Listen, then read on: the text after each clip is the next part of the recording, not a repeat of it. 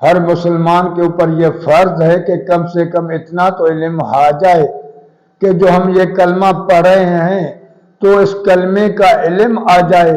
اور کیونکہ علم کے بغیر یہ کلمہ جو ہے وہ شاہدی ہے، علم کے بغیر یہ ہر چیز شاہدی بیکار ہو جاتی ہے، کیونکہ اللہ کے رسول صلی اللہ علیہ وسلم نے فرمایا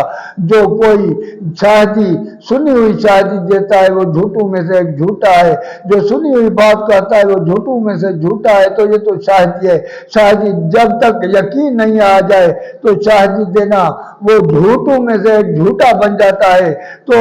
اس کا علم جب آ جائے، کلمے کی نالج ہو جائے، تو اس کے اوپر جہنم کی آگ حرام ہو جاتی ہے، اس کے لیے جنت واجب ہو جاتی ہے، کیونکہ یہ میرے آقا محمد مصطفیٰ صلی اللہ علیہ وسلم کی زبان ہے۔ صحیح بخاری کی حدیث ہے، حدیث نمبر 128، پہلا جلد۔ اللہ کے رسول صلی اللہ علیہ وسلم فرمایا کہ ما من احد یشہد ان لا الہ الا اللہ وان محمد رسول اللہ صلی اللہ علیہ وسلم، تم میں سے کوئی بھی ایک بندہ یہ شاہدی دے رہا ہے تو اللہ کے سوا کوئی اللہ نہیں ہے، کوئی طاقت نہیں ہے، کوئی قوت نہیں ہے، ایسا کوئی بندہ نہیں ہے جس کی عبادت کی جائے، یعنی اس کے غلام بن جائے، اس کی غلامی میں آ جائے سوائے اللہ کے۔ اللہ کے سامنے اگر پوری دنیا آ جائے تو پوری دنیا کو چھوڑ دینا ہے اور اللہ کی بات کو لینا ہے۔ اللہ کی بات، اللہ کا ذکر ہر وقت زبان پر جاری ہونا چاہیے، ہر وقت اللہ کی یاد ہونی چاہیے۔ یہ اللہ کی کبریائی ہے، یہ اللہ کی بڑائی ہے، یہ اللہ کی قوت ہے۔ جس نے بھی یہ کلمہ پڑھ لیا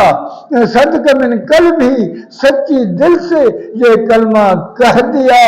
اللہ حرم اللہ علیہ النار، اللہ تعالیٰ اس کے اوپر جہنم کی آگ کو حرام کر دیا۔ اللہ نے یہ اعلان کہہ دیا ہے، جس نے بھی